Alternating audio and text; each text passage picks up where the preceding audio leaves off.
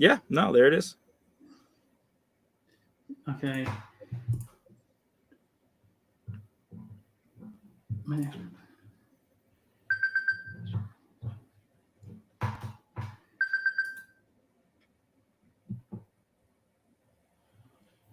Volatility is a big problem with crypto.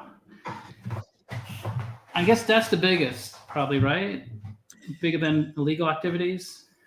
Yeah, so I mean, with the volatility, that's like definitely an interesting component, because unlike with stocks, like you've got what are called whales, and whales essentially have X amount of Bitcoin, and I believe there's a specific amount of Bitcoin they hold, where, or not even Bitcoin, just other coins in general. So when they buy and sell, they can literally manipulate the market and send it, through the roof, or completely drop it.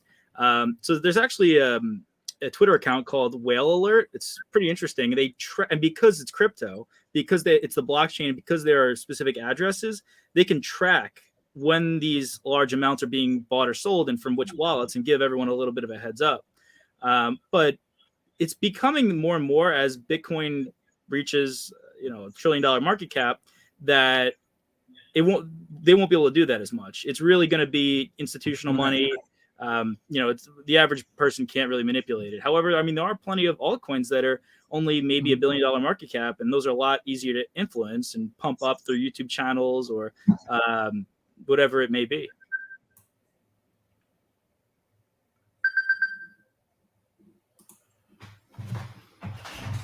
Can you lower your mic a little? Yeah. It's weird when I talk and I hear myself talking. Yeah, I think so. So if anybody's watching, Nick is a sub, and I reached out to all the subs on my channel asking if anybody wanted to do a live stream. So he was the only one actually who responded. No, happy to be here. And you were open to almost anything, and I just threw out crypto, and it seems like you're pretty knowledgeable about it. So, well, I guess you're a CPA, so I guess you have a lot of knowledge on a lot of things finance related or accounting related, which is good. Just like a lot of us, I have a lot approximate knowledge about almost everything, not specific knowledge, just a little bit of this, a little bit of that. So no, definitely it's something. And with crypto, I love it. I think it's the future of how our financial system is going to go. And it can go hand in hand with everything we've got now. There's no reason one thing needs to win over the other. Right. Does anybody here own crypto? I've never bought crypto before. I'm kind of like a purist when it comes to like investing, in a sense. So I can't bring myself to buy it. Like certain things, like I can't buy. Even if I like Tesla, for instance, I should have bought it, but I couldn't based on the numbers. And so it's kind of like when I first started gambling in casinos. I was actually young. I actually got in. I snuck in with a friend. I was 17, 18, and I loved it, playing blackjack. But when I learned about the math, I couldn't play it anymore because I just couldn't wrap my head around you're always going to lose in the long run. So that's. But the more I learn about it, actually, I think I'm actually interested in crypto. The more I learn about it, I think it's actually better than I was thinking. Yeah, and I gotta say, in terms of that, when you're talking about gambling, I'm not a fan of gambling. I'm not a fan of it's fun for sure, but I like to say I'd rather gamble on Fortune 500 companies, through the market, through investing, right, rather than gamble on the machines. So that goes with real estate, stocks, crypto, any of it. Yeah. But I don't know if anybody saw, but I'm going to have a live stream with the CEO of BTS, which is the first pure play Bitcoin mining company, publicly traded pure play Bitcoin mining company in the US. They started doing it for like 10 years ago. They started mining Bitcoin and they were publicly traded. They just uplisted to the NASDAQ. So, but before I talked to the CEO of this Bitcoin mining company, my knowledge of cryptos was probably was almost null. So I've learned it all in like 99% of my knowledge of crypto I've learned in the past 2 weeks. And I thought I understood it a little bit before that, but I didn't understand it at all once I started learning about it more. But the company that I'm going to do the live stream with next week, they do proof of stake. So are you familiar with proof of stake, Nick? Or you used to be, you said? Yeah, here and there, definitely. Certain topics are more fresh in the mind, but yeah, generally speaking, I'd say you can attribute proof of work to more so Bitcoin, whereas proof of stake would be something such as Ethereum. Yeah. So the benefit of proof of stake, and this just blew my mind because I didn't realize this, but anybody can mine with proof of stake. It's just based off how much crypto you hold. Where Bitcoin, we can't just mine Bitcoin. We would need like millions of dollars of computers, and electricity bill would be so expensive. It just wouldn't be possible. We couldn't just do that in our house. I'm saying, like if we set up a company maybe and we funded it with a few hundred, maybe 10, 15, $20 million from investors, maybe we can do it. But everyday people, we can't mine Bitcoin because it runs on proof of work. But now with proof of stake, we could mine like Ethereum and Ethereum 2.0.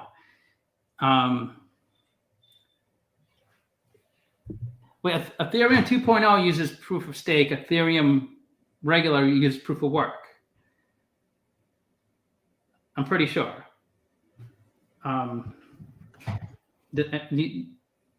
Nick, does that sound right? Or yeah, no. Sure? And also, I got to refer to one of the comments by one of my friends, Stephen Bonner. Great comment there. Give him a shout out. But he's saying proof of stake is Cardano. Ethereum is going to be proof of stake after their 2.0 update. So yeah, exactly. Ethereum 2.0, yeah, like that's what I have in my notes from talking to the CEO guy, learning about this. But yeah, when Ethereum goes 2.0, then it'll have the proof of stake mechanism.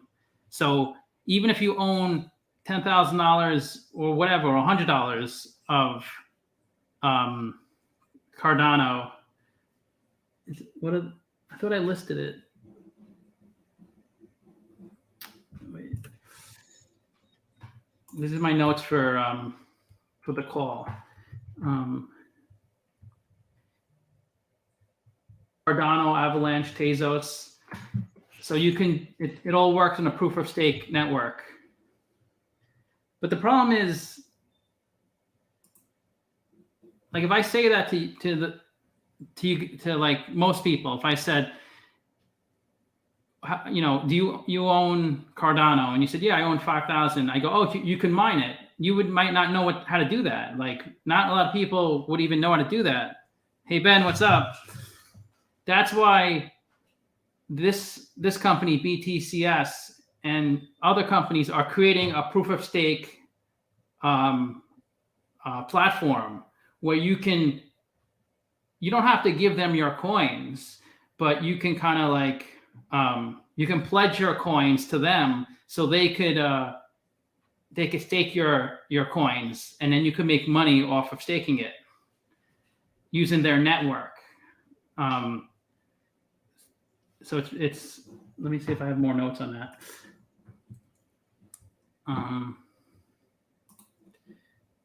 He's going to talk about it more, the CEO, because obviously I don't know it that well. He'll probably elaborate on a lot more.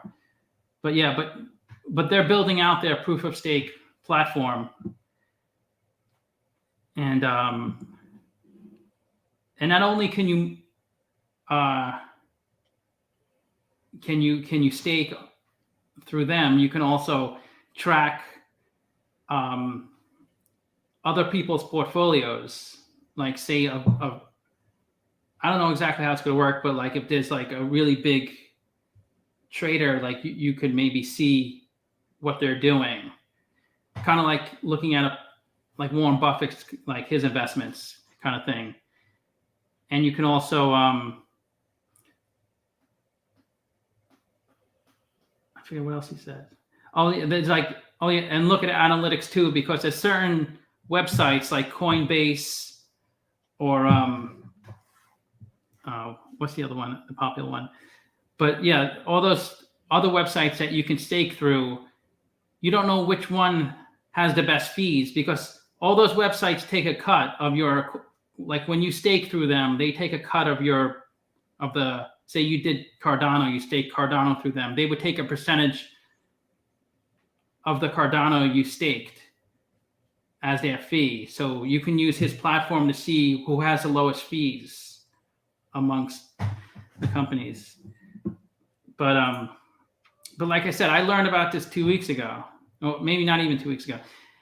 Just so I might be saying some things not 100% accurate, but when I talk to next Thursday, he can elaborate much more. Nick, what do you hold? What kind of crypto do you own? Yeah, definitely. No, and also definitely excited to see that stream with the CEO. It depends. So some of them I'm holding similar to how I'd hold stocks. For example, Cardano, rather than it just being another random altcoin, I mean, that is one that I have a good amount of, and I enjoy holding it. One of the big projects they're looking to do is essentially bank Africa. They're looking to act as a almost financial institution in Africa and get more people access to the financial network of the global market these days, which I think is a great goal for them to have in the future. Obviously, they're going to take a cut there. That's how they're going to be profitable and make money.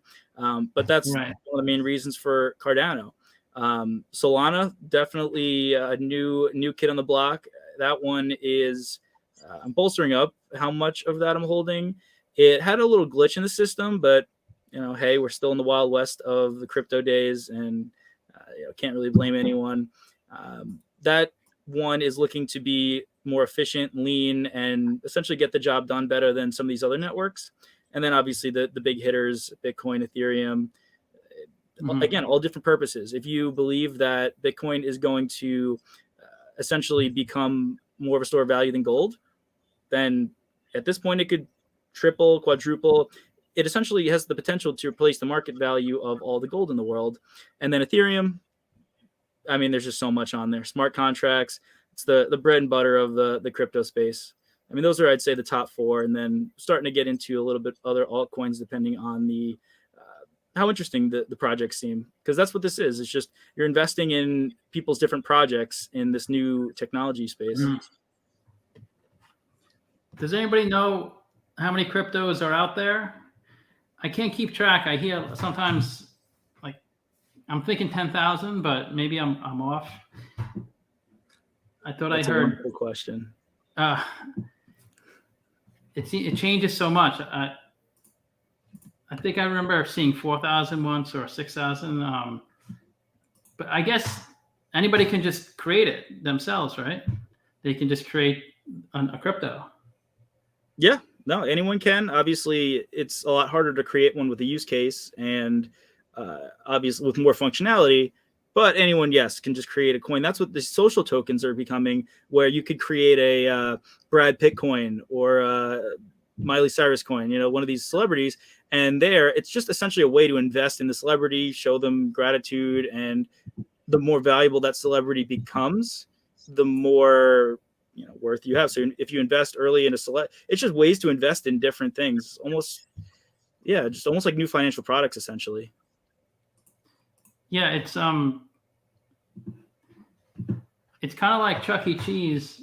Maybe it's not a good analogy, but maybe it is.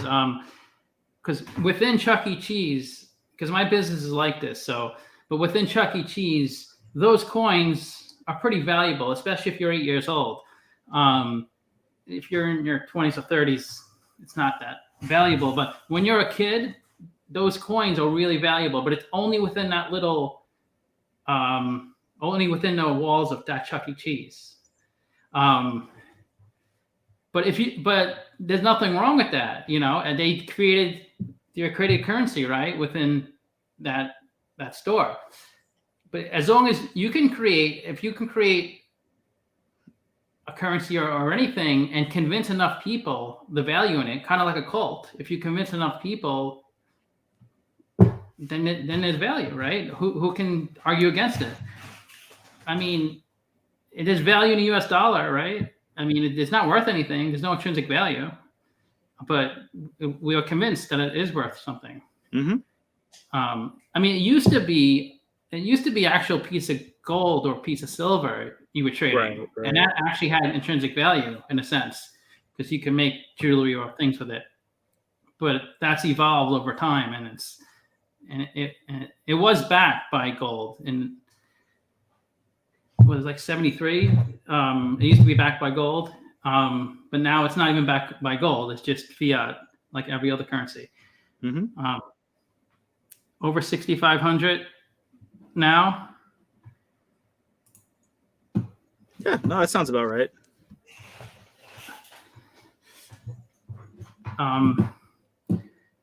So I put together these notes for this. One thing I didn't think about, which is like so obvious, is that it kind of eliminates double spending. And I never thought about that as a problem, but that's the whole purpose of a centralized banking system, is to limit people from overspending and spending the same money over and over and over. They keep track of that, and you overdraft if you go over. And I'm sure, I don't know, maybe it's just me. I just thought that was interesting that this system kind of eliminates that problem. Yeah. Oh, it definitely solves a lot of those problems. And like right now, if let's say, I don't know, JP Morgan wants to cease your payments because they don't like what you're doing, they can. They have control of your money. Whereas now with decentralized finance and some of these projects that are being developed, it puts the power in your hands. Now, obviously, some people are going to say, oh, well, then that enables criminal activity. I mean, what enables criminal activity more than cash, cold hard cash? That is the best way for criminals, better than Bitcoin, because we can track Bitcoin. We can see where the wallets are going. We can see where the money is being sent. It's all public information. I can see it. You can see it. The FBI can see it. Anyone can see any transaction anywhere. So criminals will always prefer the US dollar over any sort of cryptocurrency. That being said, there are privacy coins, but that's a whole nother topic for another day. Yeah, it's just the perspectives and kind of the narrative you're listening to. Yeah. So a real high level, in case anybody didn't know, like I didn't know until a few days ago. So when there's a transaction like within a bank, it's all done from the central server of the bank.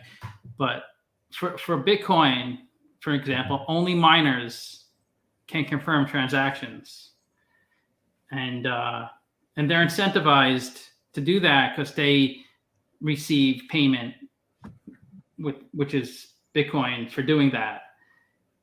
And then and once they confirm a transaction, a miner, it's broadcast across the entire network. So every node in the database, it has to be updated. But that, that's all automatically done. So it's now part of the new blockchain. And as you know, the miners get rewards for solving the crypto puzzle to add to the blockchain. And that's pretty much what why these companies are popping up now, because people can't afford the computers anymore to mine Bitcoin. You need these companies that raise, $50-100 million to buy the equipment to mine it. Yeah, and that's definitely another interesting one. So mining Bitcoin, I definitely agree. It's incredibly expensive these days. However, that's not the only coin. And for example, if you want to mine something like another type of coin and essentially act in that function for the other coins, such as, I know the Helium coin, Celsius coin, like so many different of these coins. I mean, you could mine Cardano, you could mine a bunch of these. It's a lot cheaper. And there's some like Helium. I'm not advocating for it. I just know it. And I know people who are investing in it. You can buy a physical machine, almost like a router that you put in your window, and it acts as that node permitting the network to work. And then you get Helium as a reward. Just like if you had liquidity on a liquidity pool, like your Pancake Swap or any of those. Yeah, it's crazy. Anybody in the comments? Are you guys familiar with all this, or any questions? Because we're just winging it. Really, who's the cute blonde boy? Nick, you must have a lot of friends here because they keep referencing you. It is not legal financial advice. This is not legal. Nothing about this is legal financial advice. I was able to make around $70 in Ethereum. Yeah, you can definitely make a good amount of money through validating or mining any of these.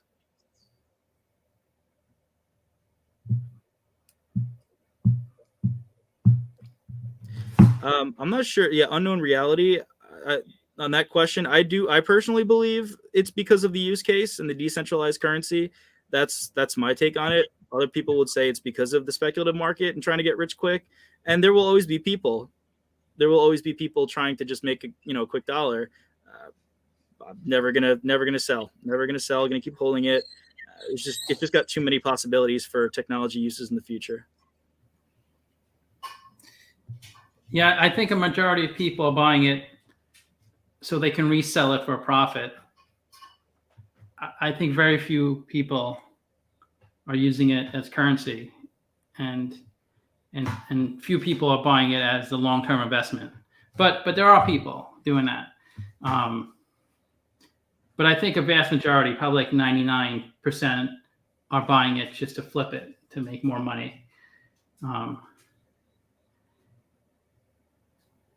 Yeah, it depends. It depends what the currency is. It depends exactly on kind of the project. It's some of this stuff is super speculative, and it's got like Dogecoin. That's one where I can advocate for a lot of different projects and a lot of different coins and tokens. I personally can't advocate for Dogecoin. I'm just not a fan. No. But there are like plenty that, like, for example, the NFT space, like I was telling you before. Right now, I'm personally not a fan of art. Like, I'm not an art guy. I can't appreciate it. However, the technology that backs NFTs, it eventually is going to allow people to make an NFT of the deed to your house. And instead of going to the bank to get a mortgage, I can go to a decentralized finance platform, essentially put that deed to the house up and get a mortgage through someone else, someone else in another state, someone with the money. And that allows me to circumvent the bank, not go there. And a smart contract will then, which you can think of just super fancy code, will essentially say, okay, when Nick pays, say, $500,000 to whoever lent me the money, the deed to the house becomes mine. So I think that's where the real value of NFTs is. Right now, it's just art, because art's easy, it's cheap. You don't really need to you're not banking people's mortgages on it. So the NFTs themselves, it's all right, but the future of that is where the real value is. Yeah. No. Yeah. Nick mentioned an example of NFT is to if you can like digitally take a picture of the deed of your home and transfer that to somebody.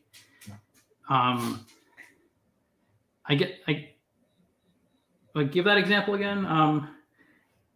So you said you digitally take a picture of the deed of your home, and instead of going to a financial institution, you can use that. It's more peer-to-peer, so you can transfer that to someone else through an NFT.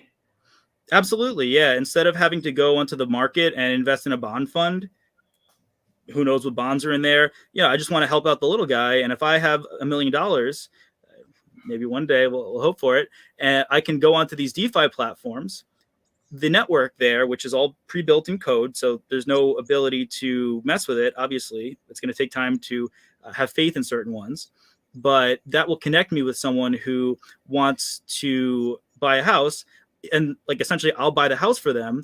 And the technologies I don't believe there yet. Like it's not going to be just take a picture of the deed. There's going to be some sort of like company or some sort of something that creates an NFT deed to the house. So the deed never exists in paper. The deed is not real. It's an NFT, it's code. And that NFT is verifiable on the blockchain. So then once I pay off that $500,000, then that person gets the deed to that house. Transaction done. There's no middlemen, no fees, no banks, no getting approval, nothing like that. So, and you don't have to enter into something like that if you don't want to. It's just going to be there to help those who want it, to make money through investing in others, and to finance and buy houses instead of going through a bank. They have these websites where you can like crowdfunding websites where you can fund somebody's like home or something they need to pay for, and then they would pay you back. And yeah, are you talking about above what you paid? Obviously, what's that? I believe, is it Kivo? I don't know, or the new one. Kiva. I was part of one for a few years, but I think the company went under. I was doing it from like 2009 to 2011. I can't remember the name of the company, but I ended up not even making. I think it sounded good. Like you would lend people like money so they can pay off their credit card, and then they would pay back the website, and the website would distribute the payment to all the lenders, and you would get paid based on the credit risk. But a lot of people defaulted, so I think I was supposed to make like 9-10%, but I think I ended up making like 1 or 2% interest. So, but this sounds much better because it sounds more secure. That seemed like it was too easy to game the website. Exactly. Yeah, and we are still in the Wild West, and that's the beauty of it, is we are going to have to take time, and things are going to crash. There is going to, just like with the dot-com bubble, there are going to be projects that fail, and there are going to be big crashes, but better for it to happen now than when some of these cryptos are at, $100 billion, $1 trillion market caps. I'd rather it all happen now rather than when everyone puts their faith in it. Yeah. It's, but it's really interesting. The fact that I could start like mining my own Bitcoin through these proof of stake servers or websites, it makes me more interested now to maybe buy it. But you probably can't make that much unless maybe you have like $1 million of something. I gotta figure out what's that? I was going to say, and it totally depends. Like there's so many, and what you call them, financial products, just like a stock's a financial product, a bond is, derivatives, a mortgage-backed security, just all these different things you can invest in. Now there are all these different products in the crypto market. So if you want a super high risk, you can get you can start yielding like 97% on on some coins, which I personally can't advocate for those. Those are super risky, although I know people who do it and they enjoy it. But yeah, it just depends on your risk tolerance.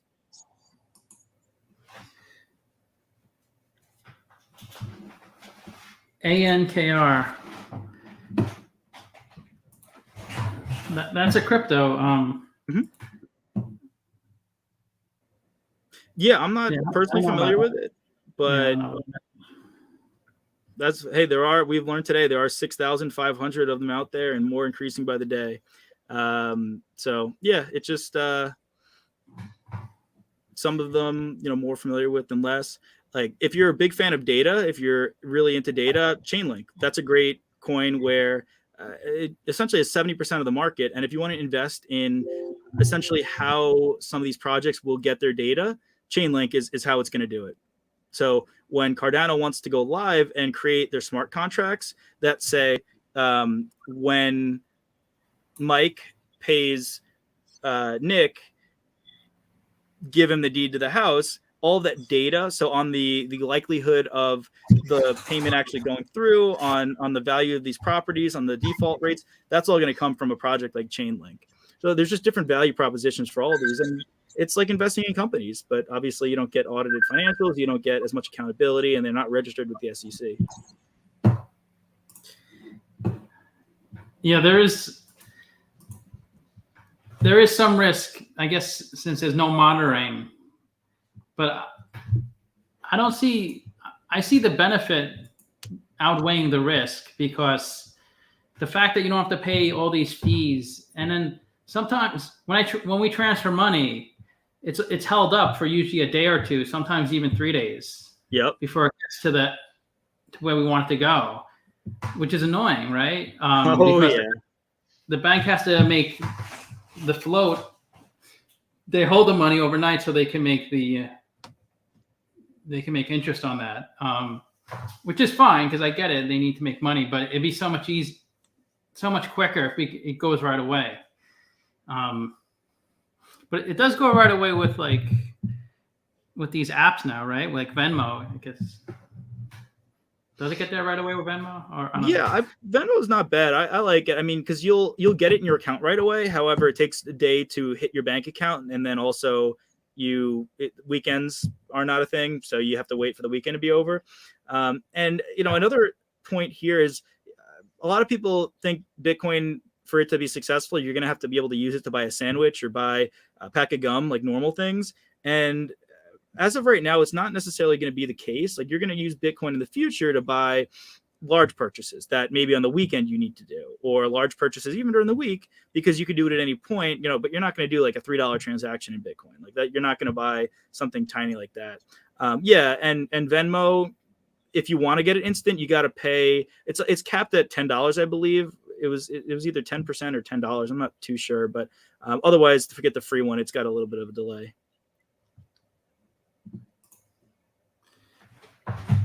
Yeah. So somebody said they bought Litecoin through Venmo. It's so easy now. I remember when Bitcoin first came out, I had such a hard time. Not that I probably wouldn't have bought it, but I tried to buy it, and it was so difficult. It's just so easy now. But I guess that's like anything. In the beginning, it's not really. Yeah, I mean, I wasn't around for this, but I mean, think about how much of a pain in the butt it was to buy stocks 20 years ago. You have to go through a broker, pay a crazy amount of fees. It was absolutely probably mind numbing to have to buy a stock. And now I just go on my app, ding, ding, ding. I have shares of a company in my hand. And another point also on buying crypto through Robinhood, Venmo, some of these other ones, keep in mind, and I'm not sure about Venmo or PayPal or anything like that, but unless you have the keys to your cryptocurrencies, you don't technically own it. So that's the whole point, not your keys, not your crypto. Robinhood, for example, is going to implement that soon, give you an actual wallet with keys. However, if you don't have a wallet, it's not really yours, and right, there's no benefit to that because they control it. You want to be in control of your crypto. That's true, but it's like that with your bank too, right? You can access your money whenever you want, but you don't actually hold it. Yeah, exactly. So like if you're not going to hold your own crypto, you might as well hold just US dollars or something. Yeah. So like when Robinhood holds your crypto and you invest in crypto, you're essentially investing in the price of Bitcoin rather than actually holding it and having the benefit of having Bitcoin. Because you can't transfer it anywhere. You're just going to be able to sell it for a profit or loss. But they actually hold the crypto. They don't. It's not Mhm. They're not referencing it, right? They actually hold it. Yeah, as far as we know, obviously, It would you be know, risky if they didn't. I 1,000% agree. I mean, they could make a ton of money or lose everything. Crypto derivatives. We can start referencing crypto. I'm sure that's going to come out at some point, if it hasn't already.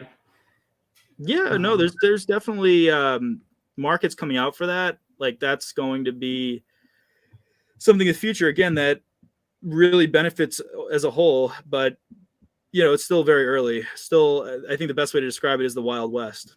Like right now, some of the biggest, again, I'll keep calling them financial instruments and ways to make money: staking, lending.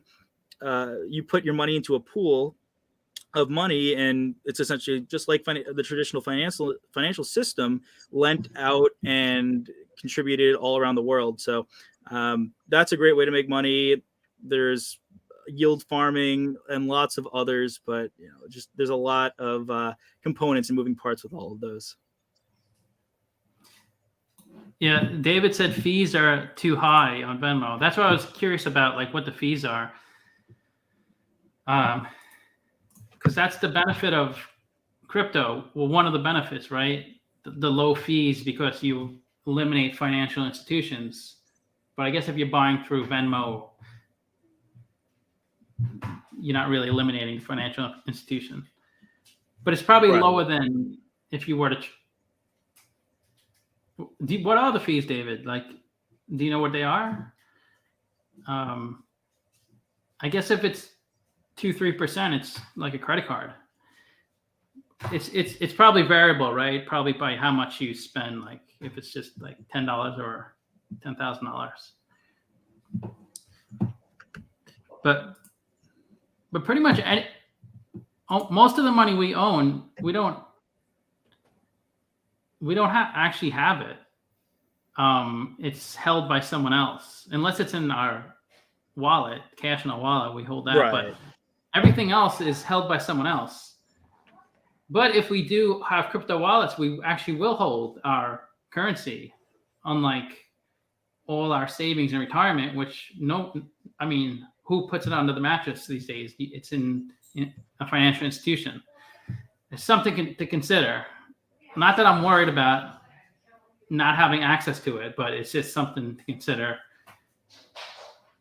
Yeah, and like definitely in the U.S. we're very fortunate, and other countries around the world, we don't have to worry about things like that. But there's plenty of countries where your assets, you need to have possession of them because the government will for sure seize them. I was watching there's a channel called Altcoin Daily, and I watched them for news and crypto. They had someone on the channel who, as his family fled the apartheid government from South Africa years ago, I'm not sure exactly when, and that's why he loves Bitcoin so much. They couldn't take really their assets with them. However, if they held their wallet, boom, that solves it. You don't have to have your money in your bank account where they can freeze it and take your money. Communist countries where they can just take your money, and other countries around the world. Lots of South American countries, obviously El Salvador, big news there. But lots of countries like Venezuela who are seeing the hyperinflation in their countries and just want to have something that, Bitcoin's even more stable than their own currency. And no one can touch it. No one can touch it at all. Unless they held a gun to your head and said, give me your money. Now, obviously, no matter what you have, if someone holds a gun to your head, you're going to probably lose that. Yeah, exactly. And when you hear things like crypto gets hacked and things like that, of course, if someone's naive or gets tricked into giving their information out, or some people just have big mouths and they write things online, they talk a lot, and then you might be able to figure out things about them, like where they live, maybe even some passwords if they're nothing's foolproof unless the person's smart not to give out information and make sure it's really secure in multiple ways. But it's much more secure than our credit cards, because there's no like security with our credit cards, because once we buy something, wherever we buy it from, they have our credit card, and they may get hacked, which happens all the time. Everybody here probably had their credit card hacked into, but that's just how it is. But with crypto, it wouldn't be that way. Yeah. No, it's a rite of passage, getting scammed, getting hacked, dealing with all of that for sure. But yeah, I agree. It's it's going to be much more secure and better for everyone as a whole. Yeah, it's because I know you think, well, I don't know if everybody lives in the United States here, but you think I live in the US, so I don't have to worry about things. But like things that happen, and you could get a lien put against you by someone, and it might actually be not your fault, something that happened, or it could have been your fault. Somebody sues you, and they can like seize your assets. But if you have it stored away in a crypto wallet, it's secure. It's much more secure than if it's at Chase Bank, where they could just slap a lien against your bank account and take that money. No, absolutely. Yeah, if you have an order in terms of who you want to pay in liquidation, or paying vendors, like someone could have a legitimate claim to your money, they come to the bank and then they freeze it. They well, if it's in your wallet, if it's in your crypto wallet, no one can touch your money, and you do with it what you want. I mean, obviously you bear the consequences of possibly not paying someone on time, but it's at least your choice. It's your choice to do with it what you will. Right. Yeah, those rates look expensive for buying some Litecoin. I guess that's a Venmo rates. I mean, you're paying for convenience. I mean, there's nothing wrong with that. Yeah.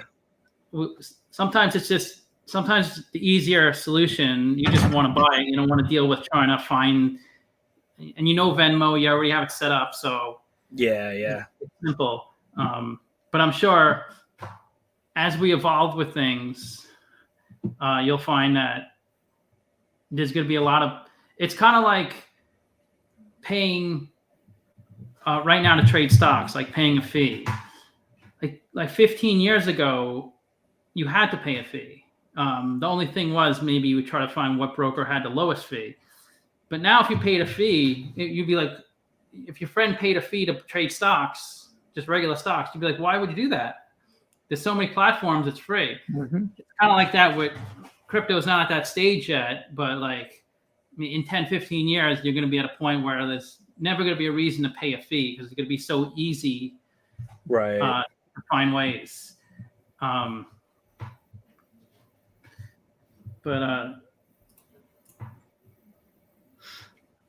I was going to talk about with this guy next week, because I have a live stream with the CEO of BTCS. That's the first publicly traded Bitcoin miner in the US. I don't know if, well, I was going to mention this because I think this is interesting. I don't know if anybody's going to find this interesting, but on the balance sheet for these crypto mining companies, they have to report how much crypto they hold. So, so he reports. Well, his company reports. A 10.9 million there, 10.9 million. So 2.6 million in current assets, and then 8.3 million in long-term assets. So 10.9 million. But it's actually worth 21.7 million, because they have to report it similar to an intangible asset. And I talked about this before. So if you buy land, say you buy a piece of land and you put something on it, you could put a factory on it, whatever you want to do for your business. Say you buy a piece of land for $1 million in 1980, right? And you still hold the land right now. You can't, it's $1 million on your balance sheet no matter what. You can't raise it. Even if it's worth $1 billion today, because you own that land is, say, in Manhattan or whatever, and the value is so high, you have to keep it at its original value. That's just a different, it's GAAP rules. You know this, Nick, probably. So it's similar to an intangible asset. So if you look on a balance sheet for a crypto miner, some of them are severely undervaluing their crypto assets because they have to. I'm sure if you read the footnotes, they'll mention, like in the presentation, he mentions it's actually worth 21 million as of June 30th. It went up. So as of August 28th, when he did this presentation, it was worth 32 million. So it's just something to consider, because when you invest in a company, you'd want to know the value of the assets, right? That's part of your due diligence. And if you realize the assets are worth 10x more than they report, you might find a really undervalued stock that no one really knows about, or most people don't really realize that, because they just look on like Yahoo Finance or something, like total assets to value, and that's what they go with. Yeah, I find that. Anybody follow that, or is that too? Okay, what were you saying, Nick? Well, I was talking about this, or more so, like, it was a conversation at the firm where I'm at, and there's a lot of confusion because you would think it should be classified more as a cash equivalent, more so as a, like, kind of treated like a foreign currency, but they chose to treat it like intangible properties, intangible assets. So, I mean, I'm sure there's a rationale for it. I'm sure that they are doing their best to interpret what their existing financial system rules say. But yeah, like GAAP and FASB, like were built in a brick and mortar time. GAAP, generally accepted accounting principles. However, yeah, I agree. It's going to misconstrue your traditional financial statements because it doesn't accurately reflect what is going on. And yeah, I think you're right, Scott. They'll probably elaborate that in the notes and do their best to paint the clearest picture they can. Because GAAP is like a reporting method, like a way to report your financials, your expenses, your payments, all your reporting. It's these principles, these rules. And obviously, some companies just won't fit that mold, like in this case, or it just doesn't fit. Because if you try to build, I don't know if anybody works at any company, but if you ever work with a database or a program, there's so many things that, like, it's kind of like you have to do workarounds, like, because there's always these like one-off things that come up, and you can't build a system for every single one-off situation, because it would be just this massive system that no one can figure out. So you have to kind of make it a simplified way to do things, and just kind of deal with all these one-off situations. But that's our job, and that's kind of like what I do, I guess, on my channel. At least that's what I try to convey, is how to understand the financials, and it does. I really like Yahoo Finance on its its stock was worth what when it was I'm not Yahoo when it was. When Google was took it over, it still was worth a lot of money, the company, when you think it should have been like worth nothing, because if you looked at the financials, they own 20% of Alibaba or something like that. I don't know what percentage was. So that's why they were worth so much money at one point, even though the search engine was not used much, because they had, I can't remember how many billions of dollars of value on a balance sheet because of that investment in Alibaba. So just things like that, you just don't think about. Like, when you think of the balance sheet, you think of like the assets and liabilities of a company. But within that, they might have things like investments, or like in this case, cryptocurrency that could be severely undervalued. But I'll elaborate more on this next Thursday when I do the video with the guy from BTCS. I don't think you can elaborate on gap, explain gap, besides real simply. Like you can't really understand gap until you start kind of ripping apart financials and understanding them. But yeah, it's just a set of rules that you have to follow according to according to the government, the Financial Accounting Standards Board, all of those legal entities. And if you understand financials well, and I try to convey this on my channel, but a lot of things like when you see adjusted EBITDA or adjusted net income, like that's just a company trying to put a positive spin on things.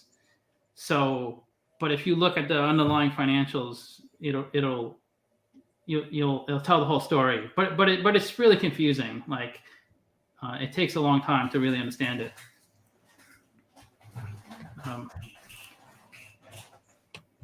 Okay.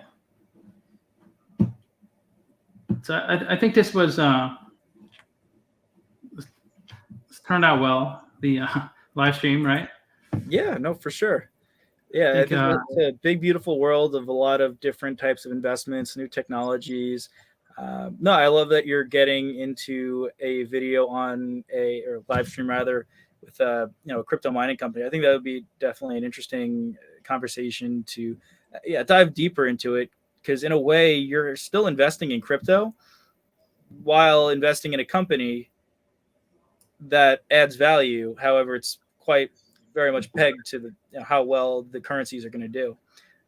So yeah, definitely an interesting business model. And if you ever want to get into crypto, it's a good, safer way to do it. It's audited. It's a company that has to get approval from the SEC, and definitely like a safer way. Indirect exposure. Yeah, it's just an easy way to get into crypto. Because if some people find it confusing or too volatile to buy actual currencies, just invest in like one of these companies, like SOS. I'm trying to look for other companies I've done.